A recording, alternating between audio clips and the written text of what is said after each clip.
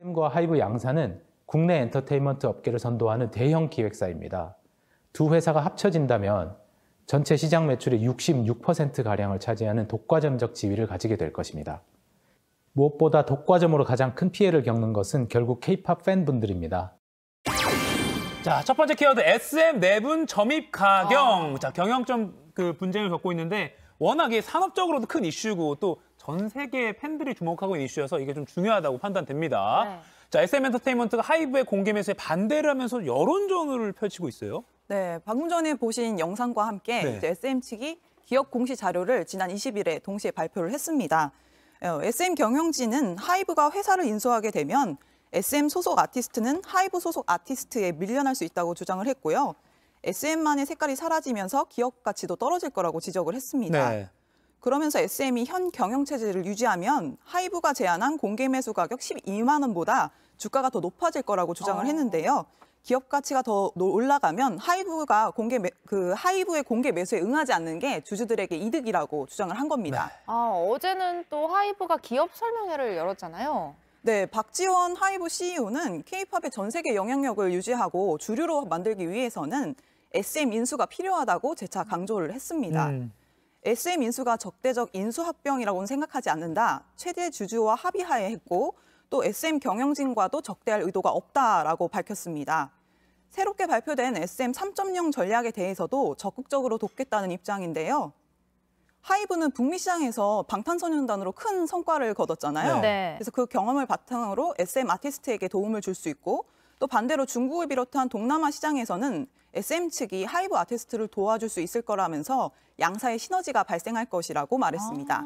그러니까 SM은 지금 현 경영 체제로 나아가야 SM 아티스트들도 잘 나갈 수 있고 주가도 오를 거야 이렇게 말하고 있고 그에 반격해서 반대로? 하이브는 아니야 우리가 해야 더 글로벌로 뻗어나갈 수 있어. 서로 지금 막 좀 여론전을 펼치고 있는데 그리고 앞서 이성수 SM 공동대표가 이수만 씨의 탈세 의혹을 또 폭로하면서 뭔가 좀 경영권 분쟁이 진흙탕 싸움으로 번지는 모양새예요. 네, 지난 17일 이성수 SM 공동대표가 네. 이수만 SM 전 총괄 프로듀서의 역외 탈세 의혹을 주장을 했습니다.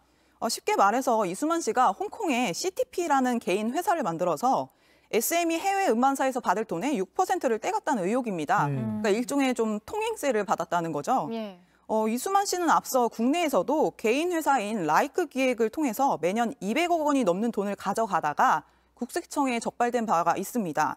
그래서 이번에도 CTP를 거치면서 계약 구조가 기형적으로 바뀌었다라며 역외 탈세가 아닌가 하는 의문이 든다고 주장을 한 겁니다. 근데 또 일각에서는 이 이성수 대표가 이수만 씨의 탈세 의혹을 제기하면서 이제 비판을 하는 게 자기 모순이다 이렇게 주장하는 입장도 있더라고요. 네, 지난해 한 유튜브 채널에 출연을 해서 이성수 공동대표가 이수만 씨에게 지급하는 6% 로열티에 대해서 우호적인 입장을 발표한 적이 있습니다. 그리고 SM 프로듀싱의 근본이 이수만 씨라고 언급했다는 사실이 알려지면서 의구심을 더했습니다.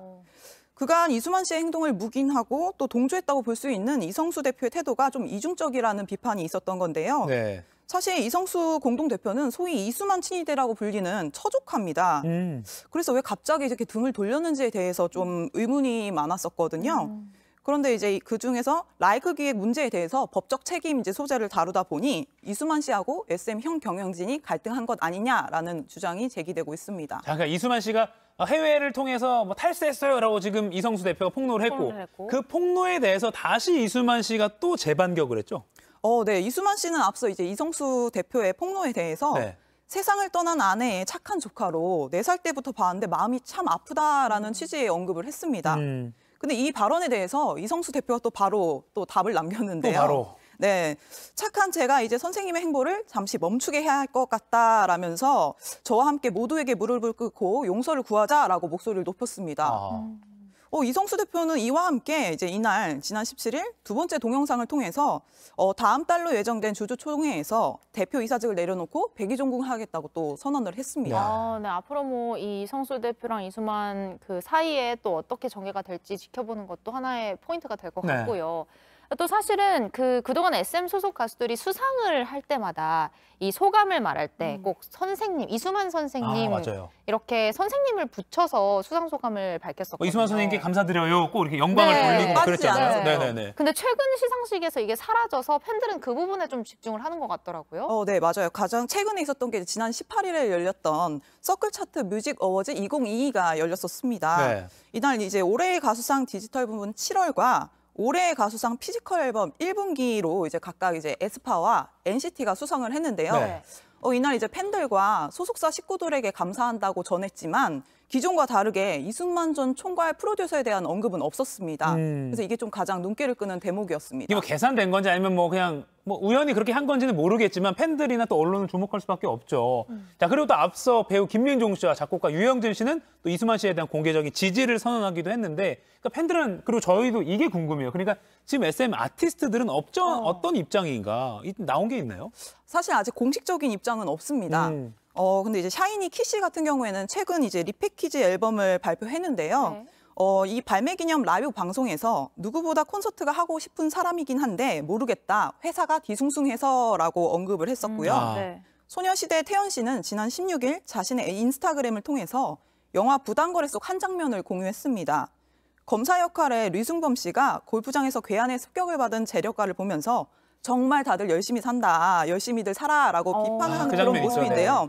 일각에서는 소속사의 경영권 분쟁을 우회적으로 비판한 것 아니냐라는 추측이 나왔습니다. 네, 아무래도 뭐 SM 아티스트들 응원하는 팬들 입장에서는 이런 소속사 경영권 분쟁 때문에 내 아티스트, 내가 좋아하는 이 가수 활동에 지장이 생기는 건 아닌가 노심초사할 수밖에 없을 것 같아요. 네.